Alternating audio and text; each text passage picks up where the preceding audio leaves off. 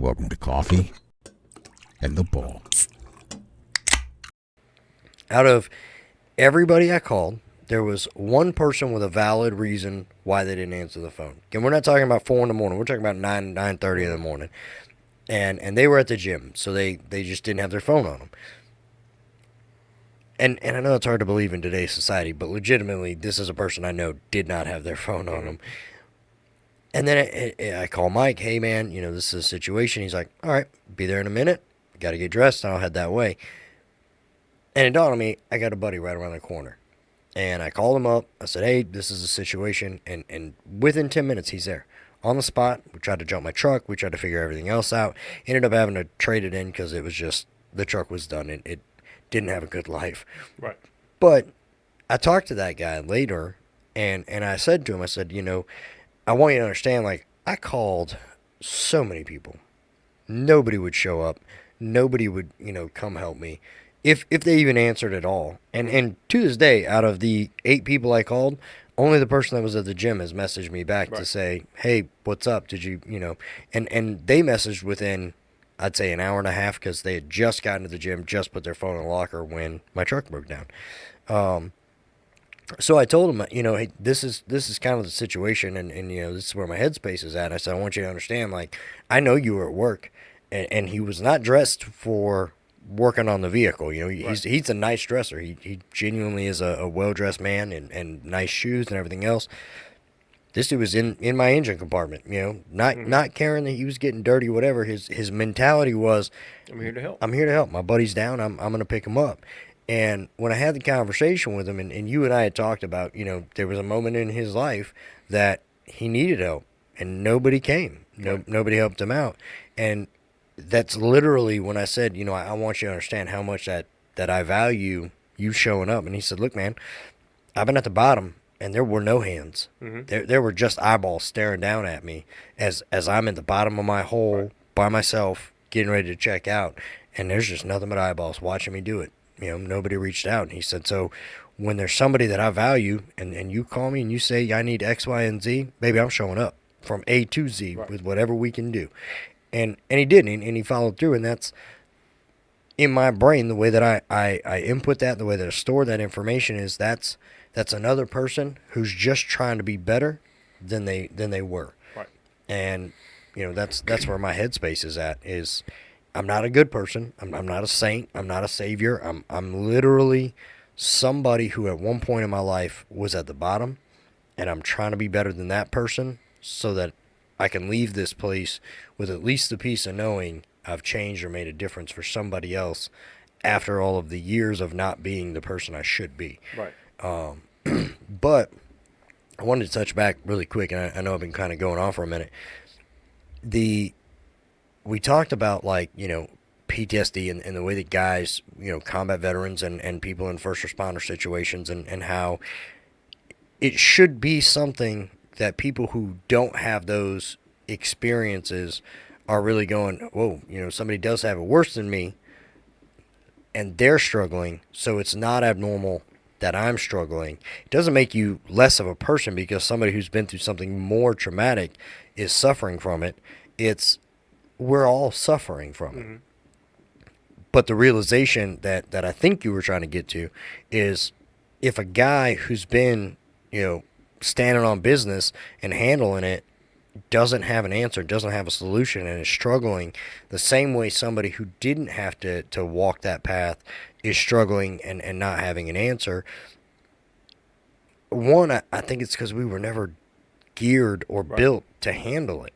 That was never something that ever came up to the forefront, because when wars break out, it's not a how do we handle the aftermath. It's a let's walk in. How do we handle the problem? Right. We'll deal with whatever comes home later, and it never gets dealt with. Right, because in everybody's minds, it's a, I don't want to get political, but we won the war, so you should be satisfied with that. You did what you had to do for your country. Team. Right. It's like, don't get me wrong, like, I find admiration in my service and the service of others of, I did what I had to do for my country. I always go back and go, yeah, but what came out of it? Like, what was the win? We can say we stomped them into the ground. Cool. I also did that in high school. You know what I'm not getting credit for anymore? Things in high school. Like, what's the takeaway here? And so, not to get into the why we're kind of rehashing some stuff we've hashed before, but it's just the reality that this podcast doesn't have the answers, but we're struggling men, just like a lot of our listeners. You're not alone. We have the same thoughts of struggling at night, struggling in the morning, struggling to pay the bills. We also have the same dumb fantasy thoughts, like if I could own a tank, if I won the lottery. There's different thoughts that you think. I'm the only one who thinks this.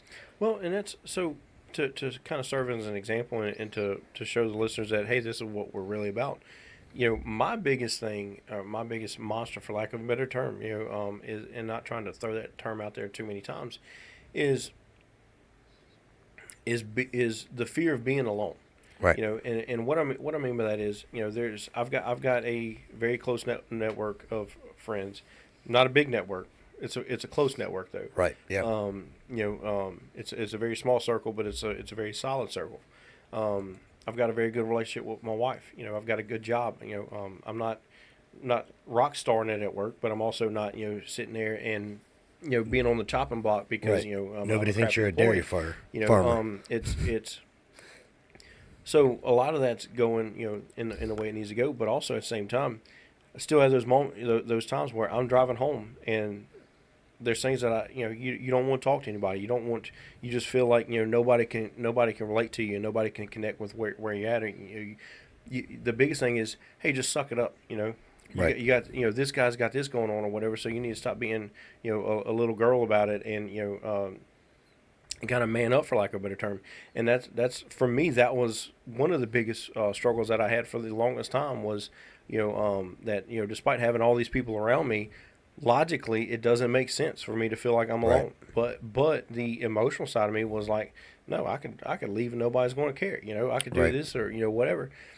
And I know that I'm not the only one because we've been to the funerals, we've got the phone calls, yep. we've got all these other instances where guys are going through the exact same thing, and it took years to say, hey, we need to address the fact that, hey, we're not the only ones going through this, right. And so we don't have the answers. We're walking through it the same way everybody else is. We're sitting there still in the mud pit with everybody else, and it's not may look like everything's going good, but at the same time, give it till next week and we'll see what happens. Right. This is right. a week by week thing. Right. Sometimes it ain't even a week. It's a right. day by day thing. And I know we talked about it the other night. I don't break it down. I don't always go into it, but when we go to work, my kids aren't with me, mm-hmm. so I literally go to work. I go home. I go to bed. I go to work. If it weren't for you, I probably wouldn't even eat on those days. Right. And that's just the way that my brain is geared. Is I want to get through those days as fast as possible, so that I can get back to my kids, because that's where my happy place is. Mm-hmm. And when you take a man's happy place, God help you, because the thoughts that happen, they go dark, they go ugly, they go scary, until you give it back to him. And, right. and he can come back to that happy that's place. why a lot of divorces are so harsh to each other. Yeah. Because obviously I'm saying this from the outside in. I've never been divorced, but regardless of why a husband and wife get divorced, the husband's typically, and because you got some of them where they're like, hey, we still friends and all this other stuff. That's fine, but in the experience of what I've seen, typically it's the husband hates the wife hates the husband, and they're fine with that arrangement. Right. And then you factor in, you add the kids into it, and that's where everything just becomes absolutely right. just chaotic. right. You get the calls of just this one's being petty, that one's being petty, and everything else. But the husband hates the ex-wife more because she's getting time with the kids. The wife right. hates the ex-husband more because now he's getting time with the kids, and it's because their happy spot. Typically, a parent's happy spot is with their kids. Is the kids, yeah. That's what they. That's why parents go to work the long hours they do. Things like that are good parents. And right. we got some parents who it's like, clarity there's a reason Child Protective Services is a thing. Yeah. But for parents that are doing their job they sacrifice a lot for their kids, Right. because there's something about the pitter patter of feet when you walk in the door, Yeah. after a long day, and that's not just a male thing. That's male and female. You enjoy time with your kids. Yep. And so because you don't have that, because hey, they're at mom's this week, or they're at dad's this week, or Yep. whatever. It makes them hate each other so much more. Like Right. it's like a catalyst to make it even worse. And so I think that's a lot of what a lot of guys go through is like you said, your happy spot's gone. So you're just trying to get through those days without Right. them till they get them back, and then you got to relive that heartache every single time you Yep. drop the kids off. And it's the weirdest thing in the world to me to say out loud, but the loudest my house is when they're not here. Right.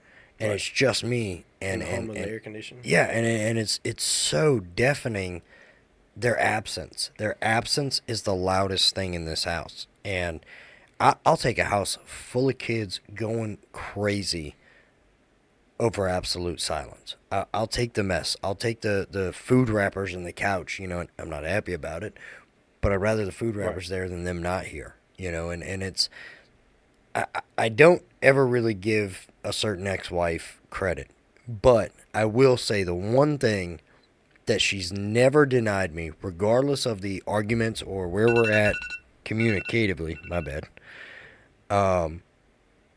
when, just an alarm. Okay. Well, you said you weren't going to get here till 7, so I was going to get up at 6:30. You're welcome. I was Anyway. taking a midnight nap. One of the few things that she has ever done that she's never taken away from me is she knows what I do for work. And when we've had some of those calls where it's just like gut-wrenching and puts you in the darkest mind frame that we can get into in that line of work, and I've sent a message, and realistically, not 1, 2 in the morning, hey, when the kids are up, can you have them call me? Or, hey, are the kids busy? She's never denied me that, because I think that she knows, as much as we hate each other, there's a line that prevents me from going too far one direction or the Right. other, and it's those kids. It's the communication that I have with them. And every dad will tell you, one of the greatest feelings in the world, when you walk through that door and they're yelling daddy and they're running up to you. That's my happy spot. That's something I won't want to lose ever, or when your kid's sick and they come in and hey, can I lay with you for a minute? I know exactly what they're doing. My daughter, notorious for it. She's coming to curl up in a ball, Right. she's going to pass out, and she's going to sweat all over me. And I love it. Like, it's miserable in the moment. Like, I got hair in my face, my arm's going numb, I'm just soaking wet on one side of my body. But I wouldn't give it up for the world. And I think that's why, in some cases, that parents, when that divorce happens, that's why it gets that ugly. And at the same time, parents know, like, this is the greatest shield and the greatest weapon that I have, because I can use these kids to hurt you and also use them to protect you at the same Right. time. And so it's a tough spot to be in as a dad, or as a parent in general, when they're weaponized. And that's when I get dark, and that's when I start dealing with the monsters, is when I'm by myself and I don't have my safe place. I don't have Right. my happy, my kids that make me feel like I've accomplished something. Because at the end of the day, when everything ends, this house could burn down, get hit by a hurricane, it's gone, truck's gone, you can lose a child, obviously, and I hope that doesn't happen to anybody, but those kids, as long as they're happy and healthy, you got them.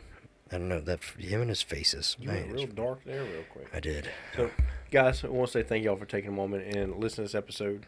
It is not meant to give you an answer. That's kind of where we're at. Each day is going to be a struggle. Each night that you decide to sit up in your recliner at 3 a.m, and you're scrolling through the phone, looking for people you want to call, and you just don't call any of them. That's those days are going to happen. You're not alone in that. You're not the only one going through that. reach out to a friend. Reach out to somebody. If you're like, hey, I don't have a friend, call 988. It's a mental health hotline, Yep. crisis hotline, or whatever Something they call like it. that. The national. They're there to help. That's their one job in life. Reach out to somebody. Stop thinking that you're going to be bothering people. Right. That's my other thing. If you text me, and Mike does all the time, hey, you awake? Granted, it's because we work nights. Mm-hmm. It's not that to have. It's not always about a serious topic, Right. but shoot a message out. You'd be surprised who's awake, who's willing to talk, and sometimes you don't even talk about your problem. A lot of guys, it's, hey man, you busy? No, I'm not busy. You can just shoot the shit, for lack of better terms, and just have a conversation, but knowing that somebody's there when you need them. That's a big deal. And a lot of us guys, we just don't reach out. Right. And that's a big takeaway from this is reach out. Even to just say hi, build a relationship. I'm terrible at communication. But reach out, stop wallowing. You know who else is terrible at communication? The listeners, because not one of y'all has sent us an email to let us know how we're doing. That's valid. That's valid. Yeah. Coffee&theBull at yahoo.com. I feel like that fits the bill, though. Like there's a bunch of dudes sitting at home going like, yeah, you're right, guys, we know. Let us know what you think, what you're going through. If there's something you want to hear about, a topic, a story you want to hear about, whatever. Let us know. Shoot us an email, coffeeandthebull at yahoo.com. Somebody send this man some hate mail. Yeah, send some hate mail. Let's get something going. So, guys, we want to say thank y'all. Like, subscribe, do all the podcast things. And for now, toodaloo. I didn't have to hear it, as I put my fingers in my ears. That one.